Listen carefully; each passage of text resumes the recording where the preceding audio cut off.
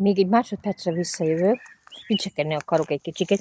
Mondtam valamelyik nap, hogy betakartam itt a pünkösdi rózsámat, mert elfagyott. Ide nézzetek. Élni akarok, és kihajtott. Úgyhogy ennyit jelent, hogyha az ember védi, takarja a hideg ellen, meg az egyéb olyan kártevők ellen, és hát a bazsarózsám az elnyílott már, idén valószínűleg már nem is lesz neki virágja, nem baj, majd jövőre. Nos, azt hiszem már ennyi, ezt mindig meg is mutattam, mert mindig töltök, a túloldalba is, aztán most már előbb-utóbb kiszedtem minden ezeket a vasműveket, a kis állataim azok hát hiányolni fogják, mert intenzíven szokták rákcsálni. Mára elköszönök, vigyázzatok magatokra, puszi nektek, jók legyetek!